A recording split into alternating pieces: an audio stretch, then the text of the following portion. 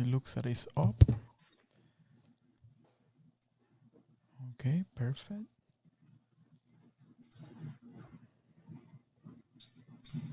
Did you do the Dell Financial for me? Hey, but I'm on this. Okay.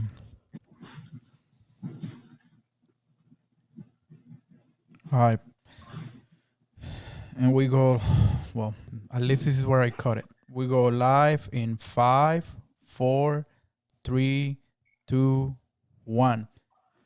Welcome. This is Mortgage Talk Live for May 19, 2020. And this is Marvin Colom. And we have a very special guest today. So please don't go. Stay tuned.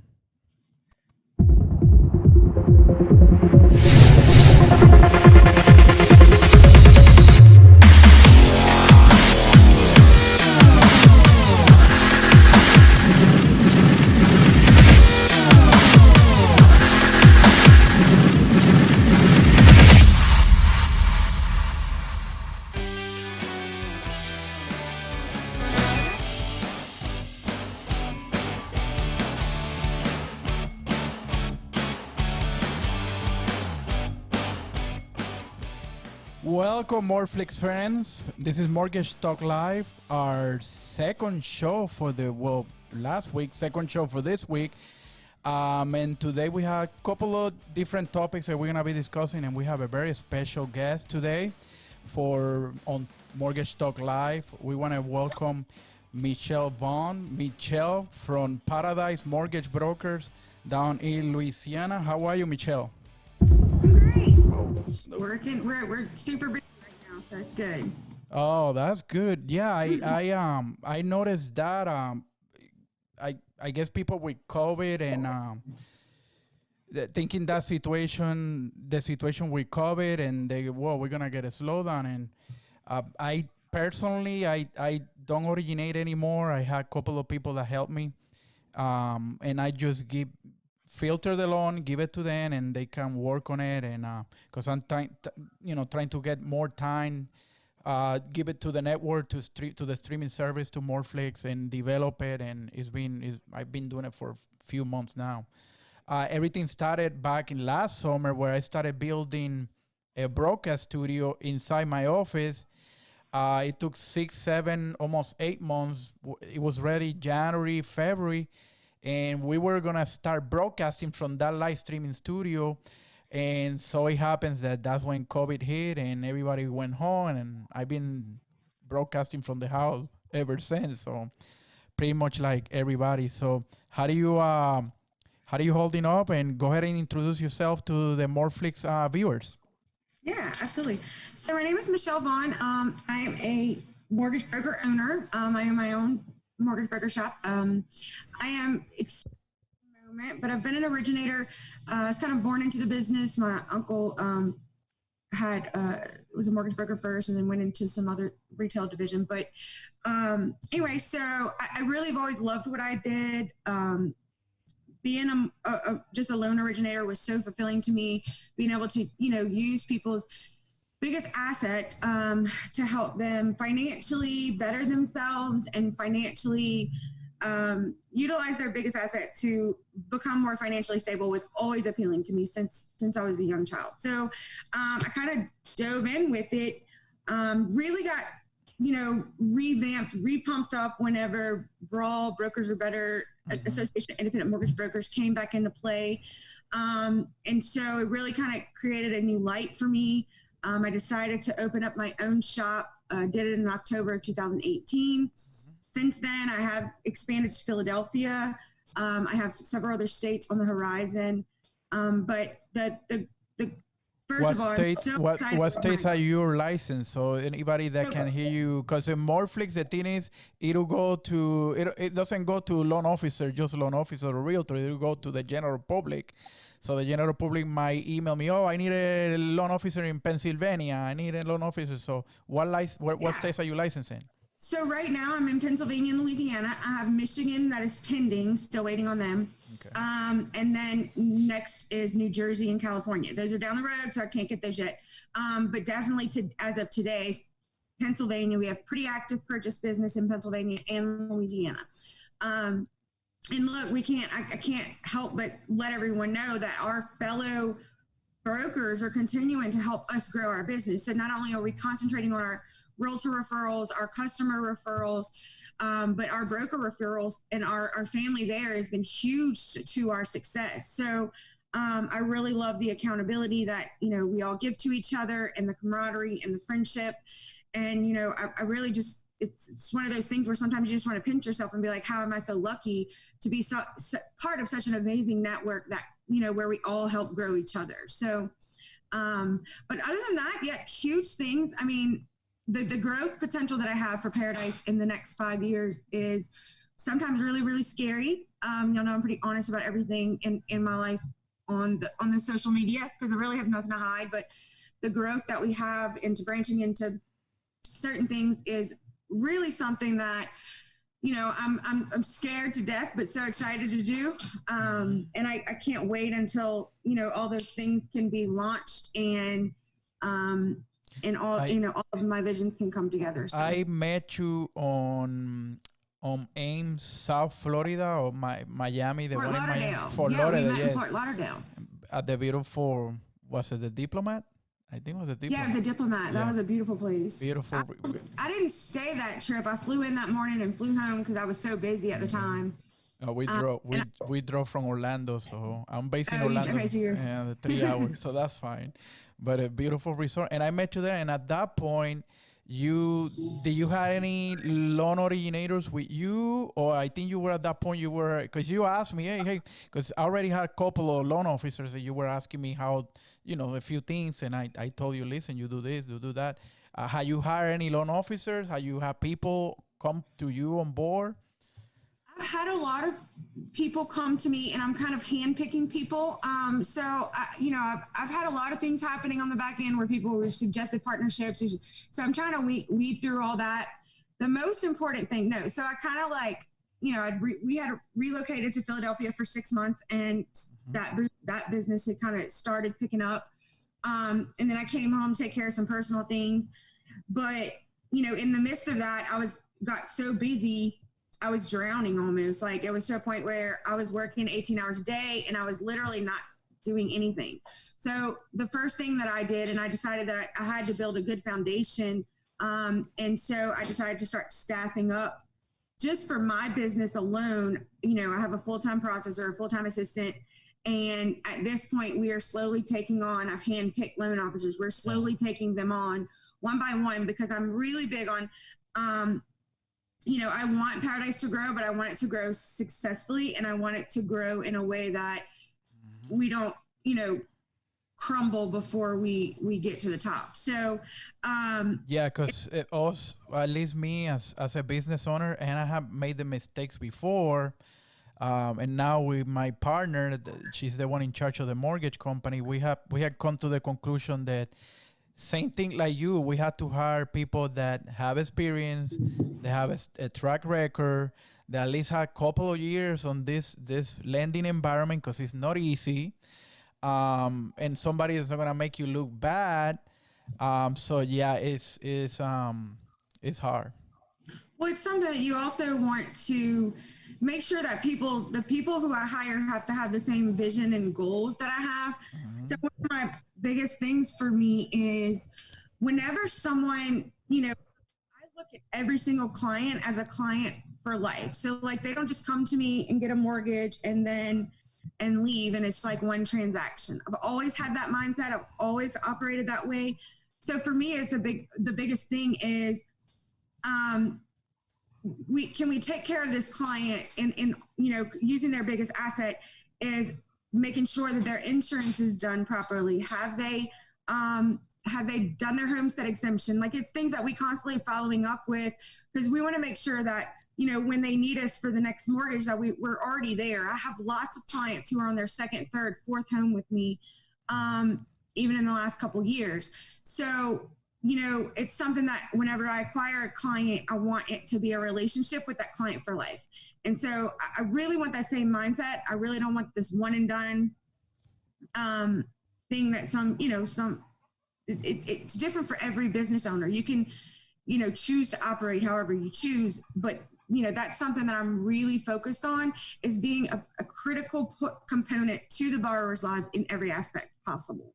So I'm really looking for people who are wanting to have that same vision and goal for their clients. Correct. And that's the same thing with us. We try to give the best experience possible at the beginning when they come for the first time. Try to give them the best service possible, best rates, and definitely give them the good service and the follow-up. What are you doing in terms of follow-ups once the client close? Do you have a system in place? Do you have a software? Yeah, so we use letters. Whiteboard CRM. Sorry if I cut you off. No, go ahead. No. So we use Whiteboard CRM. It's been very successful communication tool. Something I've always done typically is, I'm very big on my calendar. So calendar reminders are huge to me. Mm-hmm. So, and then of course I use social media. So, as always, I'm constantly posting. Typically most of my clients are my Facebook friends. They're something I follow. I'm really big on, I know that sounds silly, but your Facebook memory is a beautiful CRM, and tells you when their birthday is. It tells you when you close on their house because you took a picture and you screenshotted it or whatever. But also we are using Whiteboard. I also use Microsoft Outlook calendar because it syncs seamlessly with my iPhone and I can do it on the go. And then really just constantly making sure that we're staying in touch with our clients and, that they know that we're available to them if they need anything. Gotcha. Okay. And in terms of, you cover in terms of, and that's the piece of marketing that you're doing right now. You concentrate on social media and past clients. Do you have a realtor referral network that refers business, or you just strictly going directly to clients, directly to the consumer, and just not working with realtors? Some people like to do that. Some people like the realtor referral. So some people have a mix. What do you do in terms of that? I have a pretty big mixture. So of course, social media has always been my biggest one where people can reach out to me. Mm-hmm. Any given day I have private messages of 15 open at the time of people asking me about their home purchase or their cousin or their mother or their brother, or what should it be best if I get a HELOC? Should I do? So all day people are communicating with through Messenger, and that's why I'm always on Facebook. I laugh whenever people are like, "Oh, you can't be working because you're on Facebook all day." And I'm like, this gym. Okay, so I've been on Facebook 13 years, and the beauty of the Facebook is that people, I'm very vocal and open about what I have going on in my life, and so people are pretty respectful. For the most part, if I'm having a personal day, they kind of hold their questions to the next day, or hey, I know don't respond to this right now, but my inbox is a crazy, through Messenger. From Facebook Messenger, it's completely filled with questions for mortgages. I don't entertain anything. Yeah, I have William Caballero is one of the loan officers that he's on the group. And I did send him a message a week before, and he replied a week ago. He told me, "Oh, Marvin, I'm sorry, I had 75 messages."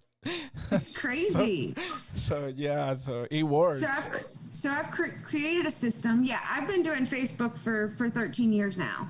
And so, I do the videos. I try to do helpful videos just on live. I don't do a lot of preparation. I just get on and I speak about something. Mm-hmm. And so it's just created a huge referral network. So somebody posts on a group or on their page and it's hey, I need a mortgage broker or a mortgage lender in Louisiana. And, you get 6 tags from friends and family who are trying to it's just a consistent, I want to say last week I had 11 locked loans, and then we got 3 contracts in just this last couple of days. Mm-hmm. That's all Facebook referrals. So, and it's I don't pay any money for that. It's all free. So, and I just have a very active profile. I get some on LinkedIn, Instagram as well, but I just try to stay in front of the crowd and, try to give out as much free information as possible to people. And if they choose they want to work with me and, I get a paycheck from it, great. If not, and they did it, they went to their cousin, that's okay too. To me, I have a philosophy where if you give as much as you can, world takes care of itself, if that makes sense. Like, so if I give as much out, it's always coming back to me. So that's just been my philosophy and how I try to live my life. That's what's happening with me with Mortflix, where I created it back in November. I started building the studio in Orlando at the office June, July last year. And it's really hard to convert something from a regular office to a streaming studio. So it took a lot of work. And then back in November, I decided, well, might as well just find somewhere where I can send all this content and get people to send me content and distribute it to all these beautiful apps, and started calling people and researching. And I found like 2, 3 people, and I went down with one, and that's where I have right now all these apps. So, but originally I was thinking of how I can monetize it. And at the end I decided, obviously COVID had a lot to do with that. I decided, you know what? I just put it for free. I'll cover the bandwidth for the CDN, and have people send their content from free. And who knows, in a year, 2 years, whatever, I might do something, monetize or whatever. For now, I'm doing everything for free. Whoever is listening to this and their content is related to mortgage and real estate, they can send their content for free. And right now I'm counting, I had 12, 13, 15 apps. The cool thing about it is, once I'm done with this, right now this is recording to the CDN, and once the CDN is, the video is encoded, I'll go ahead, cut the beginning, cut the end if I need to cut something, and it'll be in about an hour. It'll be in a bunch of apps. So it's just fantastic. And that's amazing. And it opens more, because you post something on Facebook, cool, you might get a few views. You post something on YouTube, or you might send something to iTunes, to the podcast. But I mean, Roku, Apple TV, Fire TV, just in Roku, you're talking, Roku has 25 million users. Apple TV has somewhere in 19, 20 million. So it's incredible. Yeah, just the exposure that you're getting, and then and not only that, you're giving back to people like me, just to get more exposure. And that's, the fact that this community has been so giving to each other and only wants this is what I see, is like most of everyone involved in it just wants the others to succeed with them. So you really can't beat that. Like, I've never, you know what I mean? Like, I've never really experienced something where people were just so everybody wants everyone to win. And whenever you have that mindset, I feel like we can't lose together. So. And what do you see in regards to the market compared to last year? What do you market, or what your numbers are looking right now? Are you doing more, less, same the last year?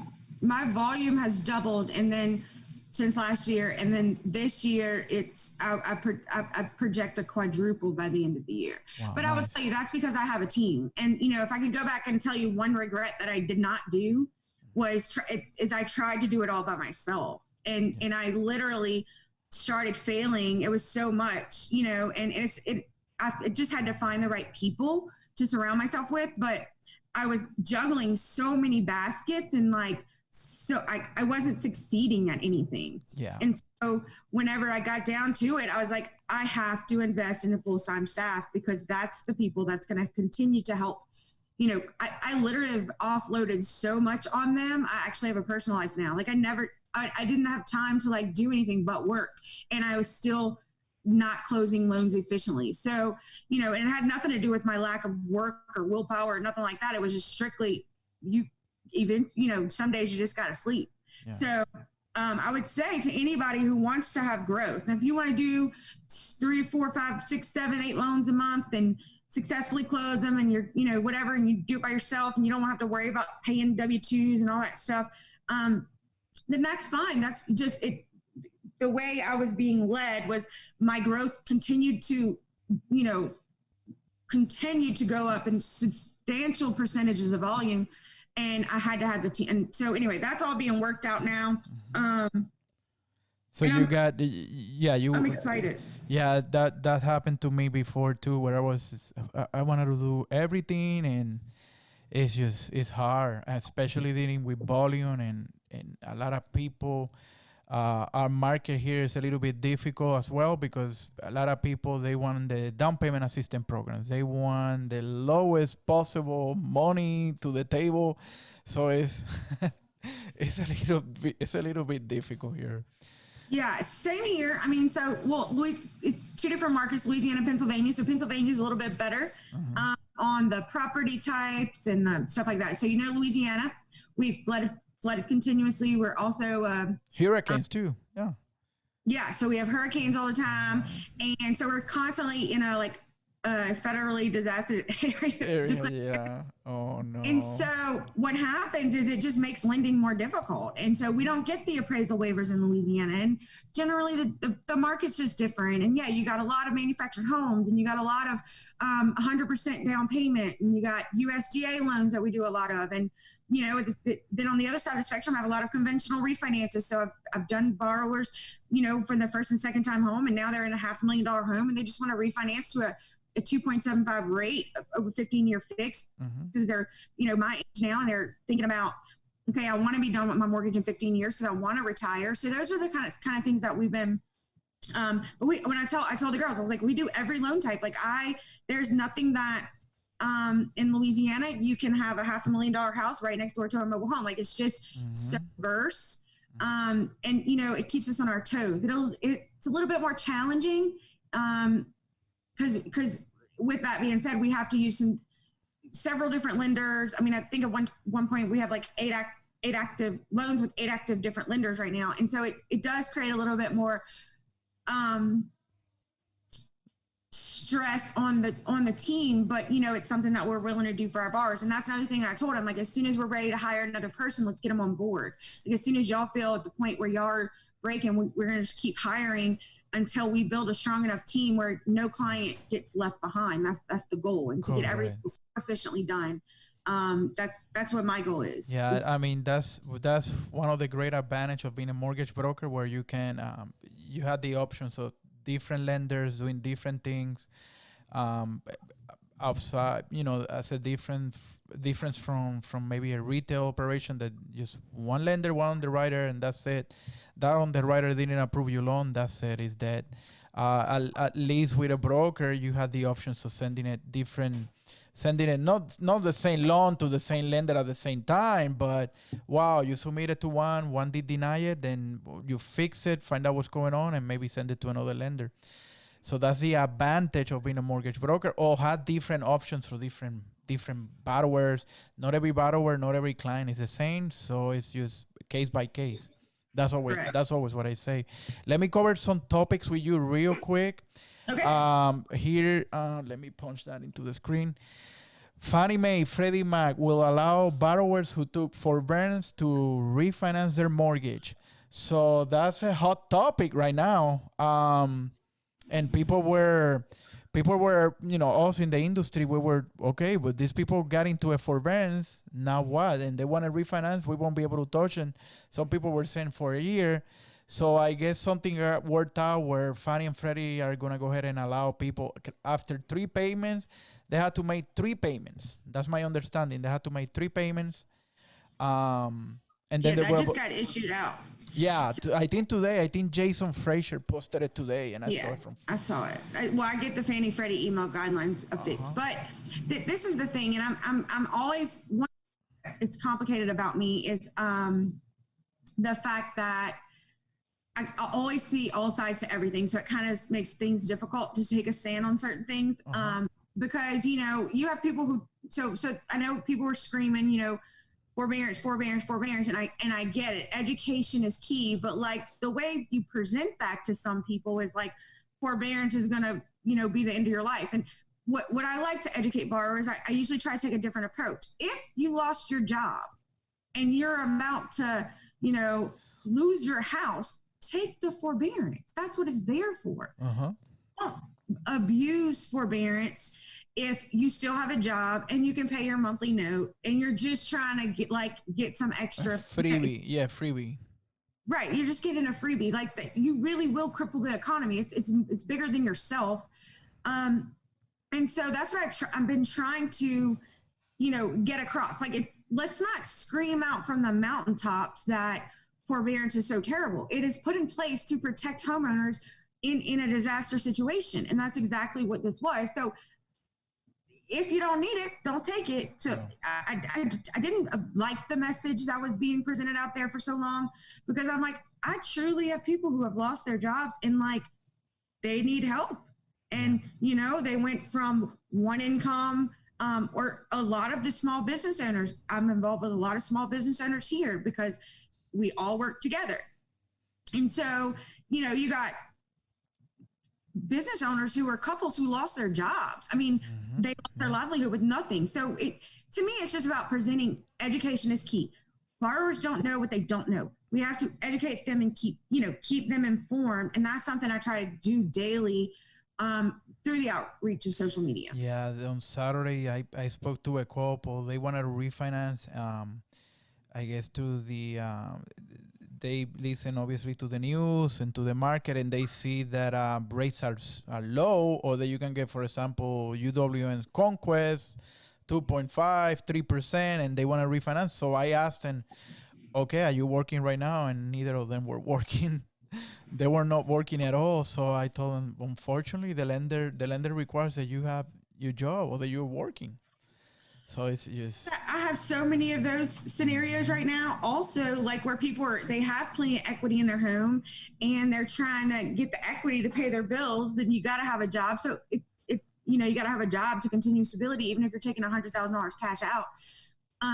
So I've even looked at like 401k. I'm trying to do that for some people right now, is like 401k asset depletion. Can I, is Fannie and Freddie allowing me to use that if they're under the age 59 and a half or whatever it is, to be able to start drawing out that. So I'm trying to innovate ways to help borrowers, because I have several stuck in that situation where they just like, we just want to take the equity out of our house so we have enough money to cover our bills for the next couple months or whatever. And, we're even having a standstill on that. So, whenever the market dropped kind of overnight, we went from like, boom, and everybody was making a ton of money and everybody's like looking pretty and everybody's rocking and rolling. We're doing all these refinances because the market looks so good. And then Corona hit, and it was like over a 2 or 3 week period, it felt like, holy, are we still going to have a business? But thankfully, we've the government and, our top leaders at AIM, who's and Barry Habib and all these people that have stayed in contact with our government leaders to try to make sure that they're forming these things to where they help not only the lenders, but the borrowers, because we all need each other. So like borrowers need brokers need lenders need servicers. Like it's all tied together. Yeah. So and realtors need lenders. Realtors need us, title companies need us, everybody needs each other. So it's one of those things where we have to make sure that we're protecting everyone. And because everybody got to make money to be successful, and that's what it's all about. So we can save borrowers money every month. That's making money for them. Everybody can work together. So thankfully, we have leaders that are putting these things in place. They're just sometimes delayed. As usually with government things, that they're just delayed behind of weeks of answers. You know what I'm saying? So we've been kind of waiting on these answers, but I'm glad they finally came. Correct. And have you received any emails or any calls from any of your lenders saying, well, you closed so-and-so a month, 2 months, or a few weeks ago? Nothing, right? No. Saying, well, they got into a forbearance, or they're missing their first payment, blah, blah, blah, blah, blah. Well, thank God we haven't seen it in our office, because we're on top of that. Right. But I haven't seen any. From what I'm very cautious with the borrowers whenever I even am doing a pre-approval. Is like, hey, look, if you want to get a loan through me, you have to pay your bills. So like, I understand these things might happen, but I'm even kind of on a personal level wanting more reserves than before, wanting more savings than before, because I want to make sure, that Paradise brand, that our lenders are not getting in trouble, and our borrowers, because I don't want them to go on an immediate forbearance and can't afford their note. Then I haven't successfully done my job. yeah, because you want the quality, obviously the quality client that is not gonna look for a freebie after closing, especially Correct. now. So I've been very adamant and very vocal about that to my borrowers, look, I get something happens. Like I've had a borrower pass away shortly after closing. So like you know what I'm saying? There are certain things that we cannot control. With that being said, is all I can do is, like I said, I go back to education and communication. So they don't know what they don't know. Whenever I tell them, I don't usually have a problem. Once I've clearly communicated my expectations for someone applying through a loan through Paradise. Gotcha. Yeah, you set expectations with a client, obviously. All the time. And what do you see? Let me pick your brain real quick. What do you see? Give me your future view, your what should I call it? The crystal ball view in the next 3 to 6 months, and maybe jump into next year. What do you see on the market? What do you see in our industry? So, as far as the market's concerned, I think you're going to have a lot of winners and losers. So like, usually whenever something like this happens. Well, retail is a big loser right now. JCPenney just declared bankruptcy yesterday. No, I agree with that. I just mean in general, like the stock market, in general, the stock market, so you're going to have some companies who got really, really hurt and some companies that really, really, really, really won from this. You see what I'm saying? With lenders. So you're going to have some lenders who took too many risks, didn't make the right choices. And you're going to have some lenders that did the exact right things and are going to come out on top. Yeah. I think that just happens when you go into a cycle like this. So what I think is going to happen, I think you're going to see that, and this is what I try to explain to people, housing creates stability for our market. And so as long as I think rates are going to stay low, I think we're going to, for the next 18 months, I think at least, because I think the government's going to continue to push housing, because housing is what stabilizes the economy. Yeah, it's the engine. Yeah. So personally, I think it's going to be great. It's a great time to be a mortgage broker, which is why I'm staffing up. I think it's a great time to make sure that we're efficient and that we can get more and more and more business, because I think it's only people are going to use housing as their way out of this hole that we've gotten with COVID. Yeah, I saw. I think I saw a realtor report or something. I think it was a year or so ago, where somebody purchased a home. The economic impact for that particular home in that area is about $60,000-$70,000. So, and I think that's yearly. I think people buying and groceries and whatnot. So yeah, and last when I did the show with Jason Frazier, I did the show and we covered a report from exactly the same thing, that most likely housing is gonna be the one that left the economy. So we're set on a great position, great leaders, great group of people, and definitely is something to be proud, and something that I'm looking forward for the great volume, great impact that we as mortgage brokers, mortgage loan officers, mortgage lender in the United States are gonna achieve.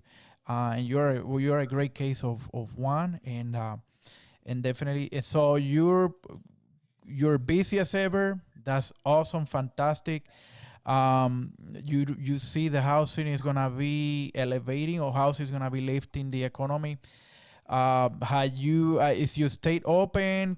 Florida just opened up, I think, Monday. So is your state open? Can you go out? Can you do certain things, or they limit you? What you gotta wear a mask? How is Louisiana? Yeah, so we have to wear a mask, and then there's like phases. So I think we're on like phase 2. I haven't really kept up that much. Pretty bad about it. But we're on like phase 2, and that so like restaurants are able to be open at 25% capacity. So, still distancing, because New Orleans got hit pretty hard. COVID came right around Mardi Gras. Thankfully, I didn't go. Yeah, that's right. So it's kind of like so Louisiana was like, at first was one of the biggest numbers to jump up there. But yeah, so we're on phase 2. So 25% capacity at restaurants. I have yet to get out just because, you know, we just been busy. But my spas are not open yet. I kind of complain about it a lot on Facebook because one of the things that I love to do is go to the spa, and I do it every other week. And it's just a part of like me and how I take care of myself and my mental health and my de-stress. And so it's been since before Irvine that I've been able to go, which was early March, and I'm pretty frustrated about it. So hopefully they open those soon. I think June 5th is the target date on that. Yeah, Florida, I think we're in phase 1, and same thing. Restaurants can open. I think it's 50% or something. I like you. I saw something in Facebook, but definitely, little by little, I think we're gonna recoup. At least our market, or at least our industry, is busy. You're busy. I'm busy. I have few loans, and I don't even originate. I gotta just structure it, put it together, clean it, and give it to the loan officer assistant and go from there. But Michelle, what else can we say? What else can we talk about this market, this crazy? 6 months ago, I met with Jason Fresher in Utah. I went to Utah, sat with him. I was telling him the idea for Mortflix. It was in December. So it was little by little. And we were talking about Mortflix, the industry, how great, how awesome 2020 is going to be. And then we got hit with COVID. Then nobody was waiting. Nobody was expecting, but we got hit. So, and I really want to start going to the office, really start broadcasting from the office, that studio that I put so much blood, sweat, and tears on that studio. And instead of my house here, whatever. Everybody's doing the same thing, I guess. Yeah. We all want to get back to normal. Believe me, I cannot wait because I am a social person. So I like to, you've probably seen me at events. I literally talk to everyone. It's kind of like I'm nonstop. And so, yeah, it was kind of hard to get used to like stay inside, don't do anything, don't talk to anybody. I'm like, I don't think I can do that. Yeah. Physically, I don't know if I'm capable. I was always the kid in class that wouldn't shut up. So, it was hard for some of us extroverts that like enjoy getting out and being around people. So, as far as the market, I think it's a good time to buy. I think it's a good time to refinance. I think it's a good time to invest in your house. And, even outside of financing, like I tell people, while you're home, clean up your yard. House look nice. I mean, to me, it's take care of your home. And I always try to give people, home, we put a lot of money in our homes. Are we checking our roofs? Are we making sure our AC units are properly maintained and function? Are you changing your filter, everything? Like those are things that borrowers, I was blessed with a very well-educated father who kind of walked me through everything in life. And I'm very blessed for that, but not everybody has that. And so just simple borrower education about physically taking care of your home and what to do and what maintenance. And, because we want to make sure that they're protecting their assets, not just by paying their note every month, but let's make the asset the best possible, in the best possible shape. So when you do go to resell it, it's not a big expense. You're able to do it quickly. Even if you're in a bind, let's just say you do lose your job and you got $20,000 equity in your home, you can sell it really quickly if you've continued to maintain the inside and the outside of your home and all of its operating parts. So those are the things that I try to reiterate to borrowers and make sure that they understand the importance of taking care of what you have. And, it's something else that I think that, other mortgage brokers should try to adopt because, yeah, we're not their parents, but a lot of people don't have the education. And I feel like we're here to educate, we're the experts, and I can structure a loan in 30 minutes pretty easily. You know what I'm saying? So once they give me that app and I pull the credit, I'm going to structure the app, I'm going to disclose it, and I pass it off onto my team. So I have plenty of other time to educate borrowers about everything else in their life, about maintaining their assets. So, so you're more financial advisor, type of person where it will guide the client, listen, do this, do that, take care of your credit card. So a good thing that I talked to a borrower, he wasn't even for me, but he was a good friend of mine, and it's not in my state, and I referred him out to another broker. So they were coming to me that they wanted to pull all the equity out of their sale of their home in Louisiana to put down on the new one. So they thought they needed a bridge loan. So as I'm going through, and it's actually a borrower right now about the app who's pulling, who wanted to put 20% down. And these are 800 credit score borrowers. But what I went over with them is if you have a $300,000 loan amount, okay, and you put 20% down, and I'm just throwing, I don't like to be held to things on this call, but if you put 20%, that's $60,000 out of your account. Mm-hmm. When you have even if you do it like 5 or 10% down and you have an 800 credit score, just like what we have the reduced MI for those credit scores, I think one of them was like $68 a month MI. They're financing now at a 2.75% interest rate for 30 years. And the house market here is appreciating at a rate of 5.5%. So for instance, you've got, so now your appreciation rate of your asset is double the amount of your amortization. So if it were me, I would finance only not your card, not your credit cards, keep all that low. Finance your house. It's literally making you money at the appreciation rate's double of what your amortization rate is. So if you take $60,000 that he was going to put down and he's changed it to where now he's going to do 5% of 300,000, that's 15,000. So now we have a net profit of $45,000 that he's going to keep cash in the bank. Correct. Now that he keeps that, and I look at the difference of MI rate of $68. Okay, so I'm at $45,000 divided by 68.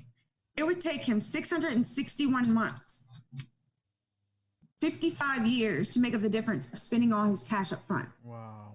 And now he has a rate, and so he keeps $45,000.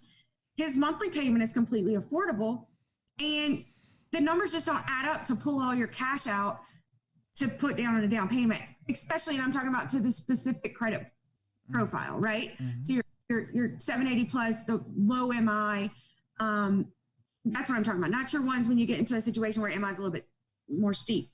But people don't see this example of how it's literally silly to use all of your cash to do that. Take the cash, invest it in an IRA or an annuity or a 10-year flex plan where you're getting a 6.5% return on your money. You take half of it, take $40,000 and invest it and lock it up for 10 years. So, you know what I'm saying? Because right now your house is already making money. Yeah. Because the appreciation and the cost to borrow is so low. Correct. So being smart with numbers and being smart with your assets is very important. And like I said, it's every client in every situation and where you have your money and all that stuff is different. But make sure you're getting with an advisor who's going to, see the whole picture and not just stick you into into any crazy loans around, which there are not many, but you never know. Yeah, you're right. Well, just using your cash. I mean, I wouldn't put all my cash. I would rather finance more money. And if you have an 800 credit score and you're paying $60 a month in MI, it really is silly because you could do so much more with your cash at the time. You see what I'm saying? Yeah, exactly. So, I have all kind of little tips and tricks and things where, I think people don't normally think that way, because, they just want to go a quick in and out and get a loan done, approved. But that's what I try to do it in a what's going to help the borrower, Correct, exactly. Given the extra help, so that way they succeed in the future and they don't run into any troubles or any bad situations in the future after probably the purchase of the home or the refinance, which is good.